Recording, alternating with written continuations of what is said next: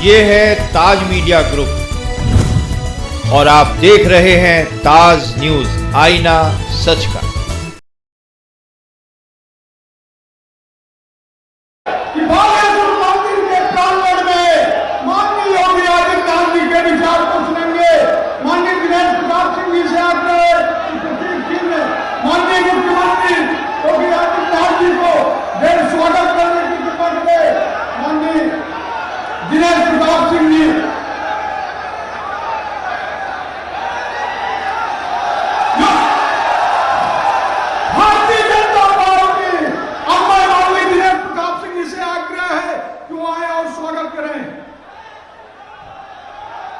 हर हर महादेव। भगवान बालेश्वर महादेव की पावन भूमि पर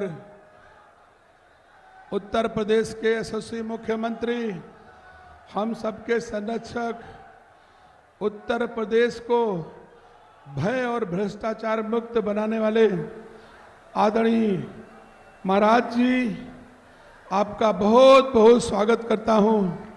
आपका आगमन हमारे लिए, रायबरेली के लिए, भारतीय जनता पार्टी के लिए निसंदेह 2024 में कमल खिलाने वाला सिद्ध होगा। आदरणीय महाराज जी, मुझे खुशी है कि हमारा देश आज मोदी जी के नेतृत्व में और उत्तर प्रदेश आदरणीय योगी आदित्यनाथ जी के नेतृत्व में पूरी तरह से खुश है। आप सबकी गाड़ी कमाई का पैसा भी सुरक्षित है और हमारा देश और प्रदेश सभी सुरक्षित हैं। सम्मानित साथियों, आने वाली 20 मई को रायबरेली के लोकसभा का चुनाव होना है। हमको आपको सबको निर्णय लेना है कि हमें आपको क्या करना चाहिए। आप सब साक्षी हो, जो लोग हमारे सामने रायबरेली से चुनाव लड़ रहे हैं, उनका इतिहास इस बात का साक्षी है। जब से देश आजाद हुआ 1952 से 2024 तक रायबरेली की माओ के कोख से जन्मे किसी बेटे को कभी लोकसभा का टिकट गांधी नेहरू खानदान ने नहीं दिया है। सम्मानित साथियों, किसी को कभी राज्यसभा भी नहीं भेजा है। यहां तक कि सांसद का प्रतिनिधि भी कभी रायबरेली का नहीं हुआ है। इतनी बाहर हमारे कांग्रेस के प्रत्याशी कहते हैं, मैं कौन सी दुकान चलाता हूं, मोहब्बत की दुकान चलाता हूं। और रायबरेली से इतनी नफरत है कि रायबरेली के बेटे को 1952 से 2024 तक कभी किसी ने टिकट नहीं दिया गांधी नेहरू खानदान ने। यहां तक कि जब स्वयं गांधी नेहरू खानदान के लोग चुनाव नहीं लड़े तो भी दिल्ली से लाके रायबरेली से चुनाव लड़ाया गया। लेकिन रायबरेली की मां की कोख से जन्मे किसी बेटे को गांधी नेहरू खानदान ने कभी रायबरेली से लोकसभा का प्रत्याशी नहीं बनाया। जबकि भारतीय जनता पार्टी के टिकट पर 2 बार सांसद रायबरेली के रह चुके हैं और मैं भी सौभाग्यशाली हूं कि भारतीय जनता पार्टी का 2 बार हमको टिकट मिला है आप सबकी सेवा करने के उद्देश्य से। तो सम्मानित साथियों, मैं एक बात कह के अपनी बात खत्म कर दूंगा, महाराज जी बोलेंगे। सम्मानित साथियों, आप सब जानते हैं यहाँ की सांसद अपने बेटे के वोट से सांसद नहीं बनी हैं। रायबरेली के बेटों ने वोट देकर के उन्हें 5 बार सांसद बनाया। लेकिन रायबरेली के बेटों की कभी भी जरूरत पड़ी है तो यहाँ की सांसद कभी काम नहीं आई हैं। यहां तक कि कभी जीतने के बाद सर्टिफिकेट भी लेने नहीं आई हैं। और चाहे कोरोना काल रहा हो, चाहे रेल दुर्घटना रही हो, चाहे एनटीपीसी का बॉयलर फटने का कांड रहा हो, चाहे सीमा पर भारत माता की रक्षा में रायबरेली का कोई बेटा शहीद ही क्यों न हुआ हो, किसी भी बेटे के सुख दुख में सोनिया गांधी काम नहीं आई। अगर आई तो अपने बेटे के नामांकन में 1.5 घंटा रायबरेली की कचहरी में दोपहरी में खड़ी देखी गई। सम्मानित साथियों, तो अगर सोनिया गांधी जी को अपना बेटवा नीक लागत है, सम्मानित साथियों, रायबरेली के बेटवा उनका नीक नहीं लगती, तो आज की तारीख में रायबरेली भी कह रही है कि मुझे सोनिया गांधी का बेटवा भी नीक नहीं लागत है, मुझे अपना बेटवा पसंद है। इन्हीं शब्दों के साथ सम्मानित साथियों, राहुल गांधी जी कपड़े और कागज की तरह परिवार बदल रहे हैं। कभी कहते हैं अमेठी हमारा परिवार है, कभी कहते हैं वायनाड हमारा परिवार है, कभी कहते हैं रायबरेली हमारा परिवार है, और जब चाहते हैं तब परिवार बदल लेते हैं। सम्मानित साथियों, रायबरेली के बेटे दिनेश सिंह की गारंटी है। भगवान भोलेनाथ के समक्ष खड़ा हूं, मैं भरोसा दिलाता हूं, जब तक जीऊंगा रायबरेली के लोगों की सेवा करूंगा, लेकिन तुमको छोड़ के कभी वायनाड नहीं जाऊंगा। आप सबका बहुत बहुत धन्यवाद। अब मैं उत्तर प्रदेश के यशस्वी मुख्यमंत्री, अपने संरक्षक, इस उत्तर प्रदेश और देश को नई दिशा देने वाले, अपनी इच्छा शक्ति की बदौलत चाहे जितना बड़ा समाज का दुश्मन हो, ऐसा जवाब इतिहास ने कभी किसी नेता से नहीं मिला जितना बड़ा जवाब हमारे उत्तर प्रदेश के मुख्यमंत्री जी ने दिया है। हम सब भगवान भोलेनाथ से, बालेश्वर महादेव से प्रार्थना करते हैं, अगर हमारे प्रधानमंत्री मुख्यमंत्री को भगवान ने 10 साल केवल भारत की सेवा करने का अवसर दिया, तो जाने कितनी पीढ़ियों के लिए हमारा हिंदू और हिंदुस्तान मजबूत हो जाएगा। फिर कभी हमारी पीढ़ियों को कोई आंख नहीं छपाएगा। भारत माता की बहुत बहुत धन्यवाद। अब मैं रायबरेली के लाल और सोनिया के लाल के बीच की ये जंग में रायबरेली लाल के पक्ष में उत्तर प्रदेश के मुख्यमंत्री, शेर यूपी, युवाओं के मसीहा माननीय योगी आदित्यनाथ जी को से आग्रह है कि वो आए और रायबरेली लाल के पक्ष में अपनी विचार रखें। भारत माता की, भारत माता की, भारत माता की, गंगे मैया की, गंगे मैया की, बालेश्वर महादेव की, हर हर महादेव।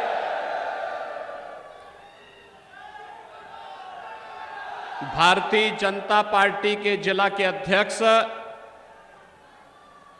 श्री बुद्धिलाल पासी जी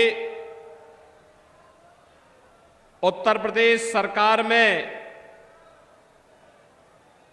मंत्री और प्रभारी मंत्री श्रीमती प्रतिभा शुक्ला जी, भारतीय जनता पार्टी के लोकप्रिय प्रत्याशी विधान परिषद सदस्य श्री दिनेश प्रताप सिंह जी, पूर्व मंत्री श्री गिरीश नारायण पांडे जी, पूर्व विधायक श्री धीरेन्द्र बहादुर सिंह जी, राकेश सिंह जी, आरबीएस सिंह जी, अजय त्रिपाठी जी, मंच पर उपस्थित भारतीय जनता पार्टी के सभी पदाधिकारीगण, सहयोगी दलों के सभी पदाधिकारीगण, लोकसभा क्षेत्र रायबरेली और सरेनी से जुड़े हुए मेरे सभी उपस्थित बहनों और भाइयों, भारत माता के महान सपूत अवध केसरी राणा बेनी माधव बख्श सिंह और वीरता के वाहक बीरा पासी की इस पावन धरा को कोटि कोटि नमन करता हूं। आचार्य महावीर प्रसाद द्विवेदी की लेखनी ने जिस धरा को धन्य किया हो, ऐसी धरा को पुनः पुनः नमन करते हुए मैं आप सबका हृदय से अभिनंदन करता हूं, स्वागत करता हूं। बहनों और भाइयों, लोकसभा का चुनाव आज चतुर्थ चरण में चल रहा है। अब तक आधे चुनाव संपन्न हो चुके हैं, 285 सीटों पर चुनाव हो चुके हैं। आज 10 राज्यों की 96 सीटों में चुनाव हो रहे हैं। और बहनों और भाइयों, पूरे देश के अंदर चारों ओर उत्तर, दक्षिण, पूरब, पश्चिम एक ही नारा गूंज रहा है, और वह है कि फिर एक बार और अब की बार 400 पार में रायबरेली भी है ना, और बहनों और भाइयों, ये होनी भी इसलिए होनी चाहिए क्योंकि यह अवध केसरी का क्षेत्र है, अयोध्या की पावन धरा का क्षेत्र है। याद करिए, 500 वर्षों का इंतजार समाप्त करके अयोध्या में रामलला विराजमान हुए हैं, और 500 वर्षों में पहली बार रामलला ने अयोध्या में अपना जन्मोत्सव भी मनाया और होली भी खेली ना। अब आप सोचो, रामलला को अयोध्या में लाने वाले कौन है? मोदी जी, बीजेपी। और मोदी जी और बीजेपी को ताकत किसने दी? आपने दी। आपकी पीढ़ी सौभाग्यशाली है और हमारी पीढ़ी सौभाग्यशाली है।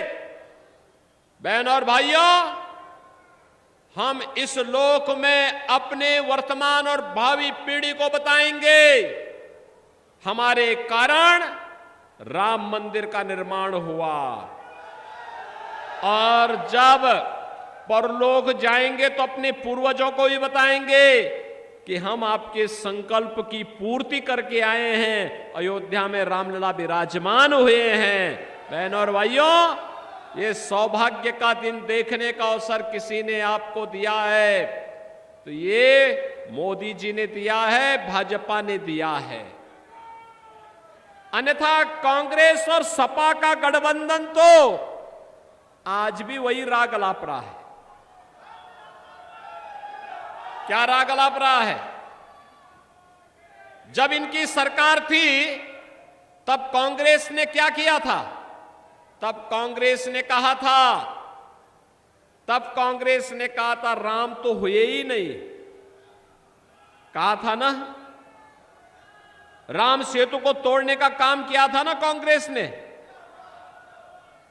और तब सुप्रीम कोर्ट में इन्होंने एफिडेविट दिया था कि राम तो हुए ही नहीं, कृष्ण हुए ही नहीं। ये भारत की सरकार कहती है, जो संविधान की शपथ लेती है, और जिस संविधान में मूल प्रति में पुष्पक विमान से लंका से अयोध्या आते हुए भगवान राम के दरबार को दिखाया गया है, वह सरकार इतनी झूठ देश की सुप्रीम कोर्ट में बोलती है। बहनों और भाइयों, इसीलिए इनके बुद्धिदाता क्या कहते हैं वर्तमान में? कहते हैं भारत में राम मंदिर नहीं बनना चाहिए था। अरे भारत में नहीं बनेगा तो क्या इटली में बनेगा क्या राम मंदिर? ये राम मंदिर का निर्माण भारत की इतिहास की सबसे अद्भुत घटना है और हमारी पीढ़ी धन्य है जो इस घटना के साक्षी बने हैं।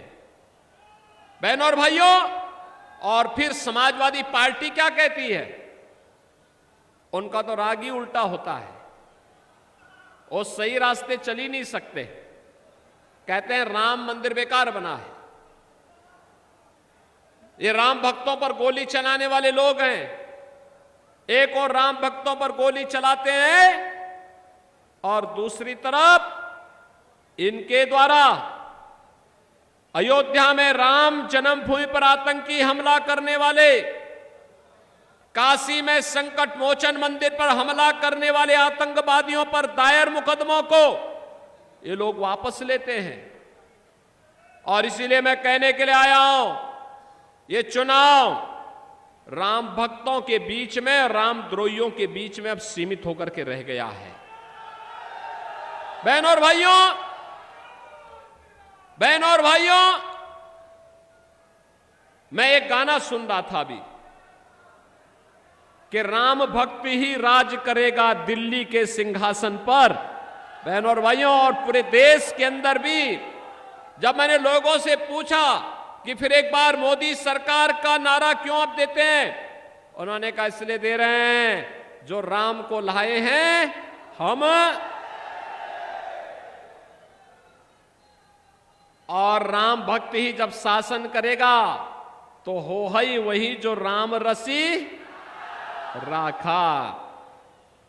ये तो तुलसीदास जी ने बहुत पहले बोल दिया है, और प्रभु तो यही चाहते हैं कि उनका भक्त ही राज करेगा।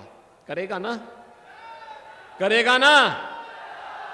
और इसके लिए हम लोग आए हैं आपसे कहने के लिए कि रामद्रोही दो ही लोग मोदी जी का विरोध कर रहे हैं, या तो रामद्रोही और या पाकिस्तान। आप देखिए इस समय पाकिस्तान और रामद्रोहियों के स्वर एक जैसे हो गए हैं। पुलवामा में भारत के जवान शहीद हुए और उस घटना को उस समय पाकिस्तान का एक मंत्री समर्थन कर रहा था, और पुलवामा के शहीदों के लिए उस समय पाकिस्तान की आतंकी घटना का समर्थन करने वाला वह मंत्री आज कांग्रेस के रायबरेली के प्रत्याशी का समर्थन में बयानबाजी करता है। बहनों और भाइयों, क्या राहुल गांधी के संबंध है पाकिस्तान से? मैं नहीं समझ पाया। क्या संबंध है? मैं नहीं समझ पाया। रहेंगे हिंदुस्तान में, वोट मांगेंगे रायबरेली में, और उनको समर्थन मिल रहा है पाकिस्तान से। आप मुझे बताओ, जिसका समर्थन पाकिस्तान करेगा, क्या आप उसका समर्थन करेंगे? क्या करेंगे? क्या रायबरेली उसका समर्थन करेगी? क्या? बहनों और भाइयों, मुझे बोलने में कोई संकोच नहीं कि एक और मोदी जी के नेतृत्व में 10 वर्ष में आपने बदलते हुए भारत को देखा होगा। दुनिया के अंदर सम्मान प्राप्त कर रहा है, देश की सीमाएं सुरक्षित हुई हैं, आतंकवाद और नक्सलवाद नियंत्रित हुआ है, विकास के बड़े बड़े कार्य हो रहे हैं। कांग्रेस की नेत्री का बयान में पढ़ रहा था कल, कह रही थी कि मोदी जी बताएं तो 10 वर्ष में रायबरेली में क्या किया। मैं पूछना चाहूंगा कि 10 वर्ष नहीं, तुमने 65 वर्षों में कांग्रेस ने रायबरेली के लिए क्या किया? आज अगर रायबरेली में एम्स है तो इसका पैसा भी मोदी जी दिए हैं, और ये रेल कारखाना है, इसके आधुनिकीकरण, इसके विस्तारीकरण का पैसा भी मोदी जी दिए हैं। इसके उद्घाटन में मोदी जी स्वयं भी आए थे। बहनों और भाइयों, हर घर नल की योजना हो या विकास के वे सारे कार्य आज ये मोदी जी के कारण हो रहे हैं। कहीं एम्स, कहीं आईआईटी, कहीं आईएम, कहीं IIIT, कहीं पे NIT, कहीं पे वर्ल्ड क्लास यूनिवर्सिटी का निर्माण हो रहा है। हर जिले में हर घर नल की योजना बन रही है, हाईवे बन रहे हैं, रेलवे के काम हो रहे हैं, मेट्रो का विस्तार हो रहा है।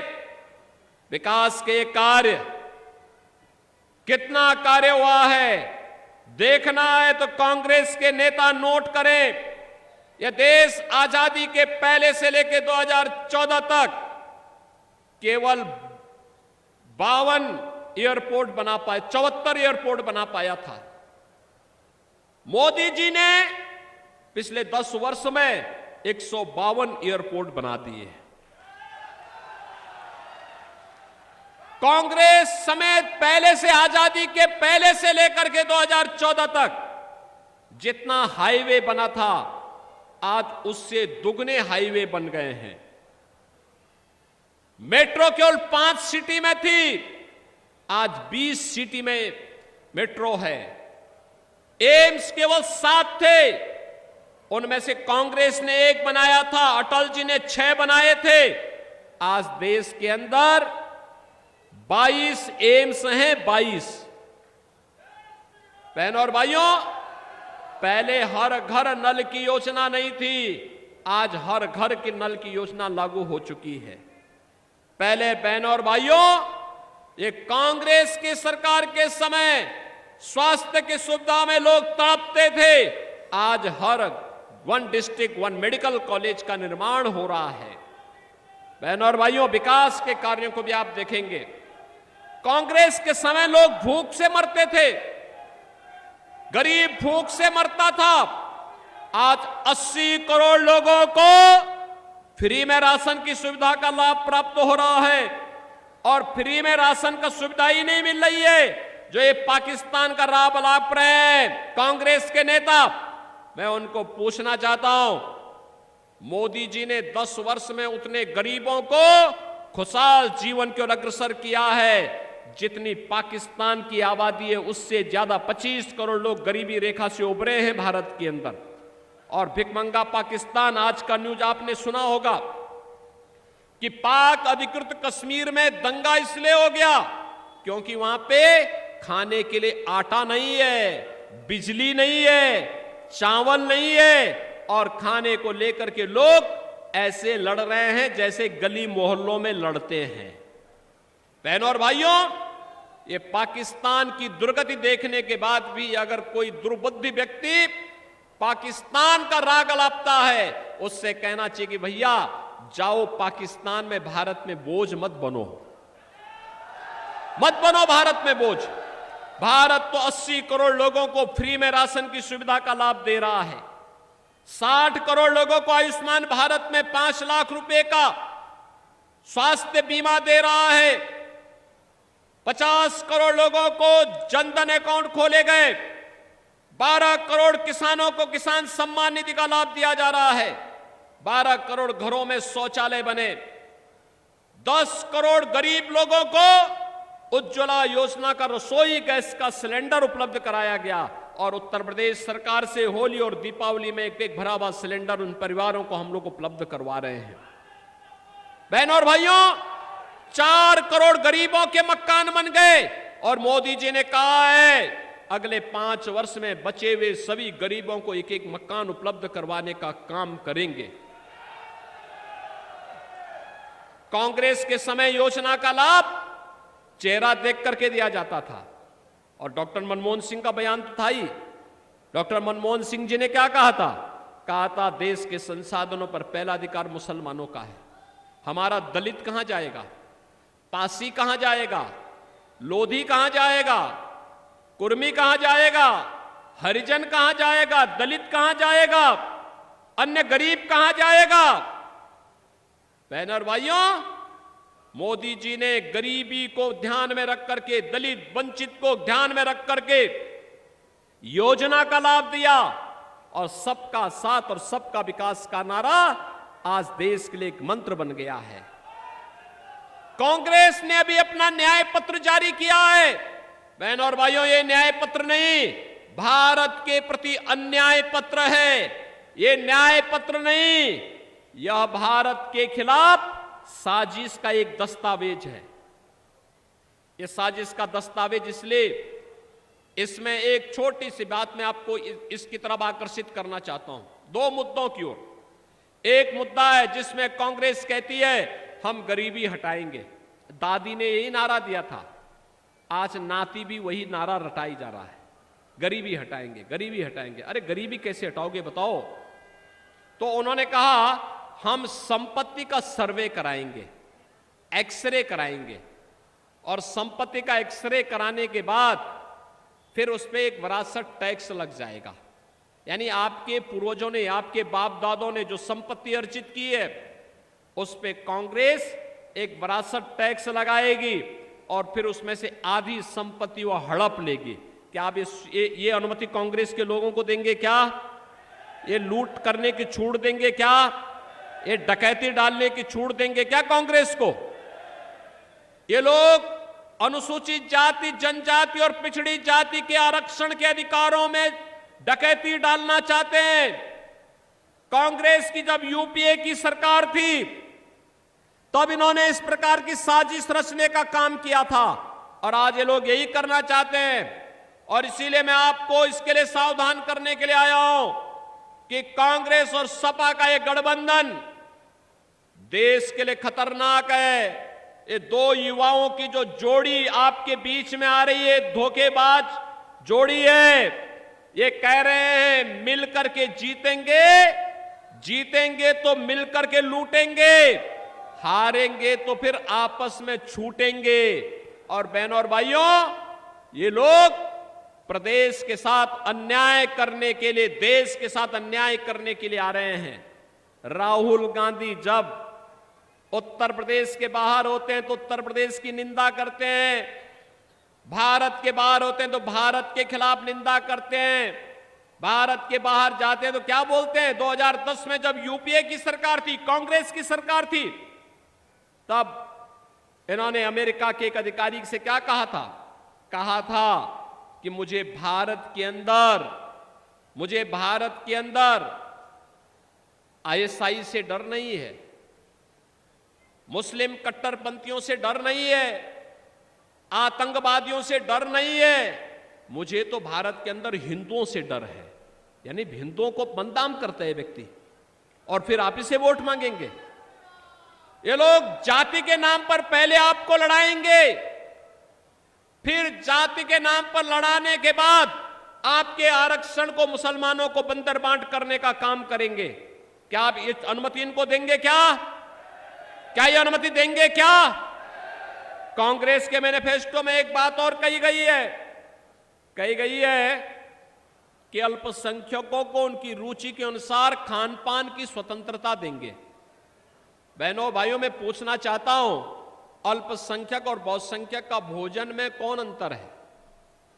रोटी वो भी खाते होंगे, आप भी खाते होंगे, चावल वो भी खाते होंगे, आप भी खाते होंगे, खिचड़ी या खीर वे भी खाते होंगे, आप भी खाते होंगे, फल आप भी खाते होंगे, वो भी खाते होंगे। लेकिन एक जगह में मतभेद हो जाता है, वो हो जाता है जब वो गौ मांस खाने का प्रयास करते हैं तो हिंदू कहता है ये नहीं होगा, गौ हमारी माता है, जन्म जन्म का नाता है, अगर इसको काटोगे तो दो हाथ हो जाएगा और ये नहीं होने देंगे।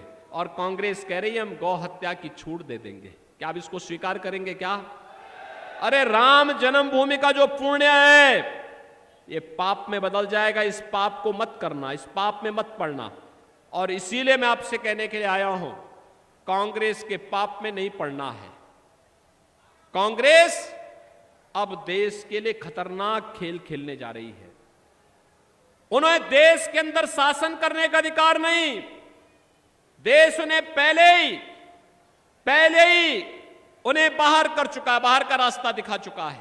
और यह भी तय है, आज चौथे चरण के बाद पूरे देश के अंदर जब चुनाव चल रहे हैं, चौथे चरण का एक ही लहर है और मोदी लहर है। अब वो सुनामी बनती हुई दिखाई दे रही है। सातवें चरण आते आते पूरे देश के अंदर 400 पार का लक्ष्य भारतीय जनता पार्टी गठबंधन करने जा रहा है। और बहनों और भाइयों, ये अब की बार 400 पार के इस अभियान के साथ रायबरेली को भी इससे मुक्त होकर के भारतीय जनता पार्टी के कमल को विकास के लिए खिलाना ही चाहिए। सहमत हैं? खिलाएंगे? दिनेश प्रताप सिंह चुनाव जीत करके जाएंगे? सरेनी विधानसभा के सभी मतदाता अपने आशीर्वाद देंगे? सभी लोग इधर उधर पीछे सभी लोग मुझे बताओ, इस बात के लिए आश्वस्त करके बताओ, क्या आप सभी लोग देंगे?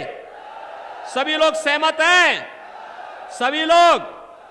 इसके लिए बहनों और भाइयों 5वें चरण में आपको मतदान करना है और आपको इसके लिए घर घर जाना होगा। एक एक मतदाता से अपील करनी होगी कि चुनाव देश की खातिर है, भारत को विकसित भारत बनाने का है। मोदी जी के नेतृत्व में विकसित भारत बनेगा। कांग्रेस आएगी तो भारत के विभाजन की आधारशिला आपस में लड़ा करके ही तय कर देगी। इसलिए कांग्रेस को एक तरह से विदा करते हुए हमें मोदी जी के नेतृत्व में कमल खिलाना है। सहमत हैं? सहमत हैं? चुनाव के दिन पहले मतदान फिर और काम, इस अभियान को आगे बढ़ाएंगे। सभी लोग करेंगे तो फिर मेरे साथ आप बोलेंगे, भारत माता की, भारत माता की, भारत माता की।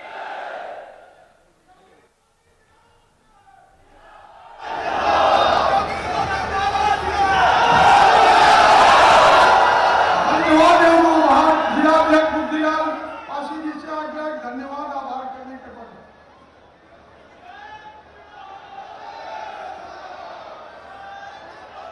आज बाबा महादेव के इस मंदिर के प्रांगण में विशाल जनसमूह, सरेनी विधानसभा की जनता, हमारे सम्मानित किसान भाई सब उपस्थित है।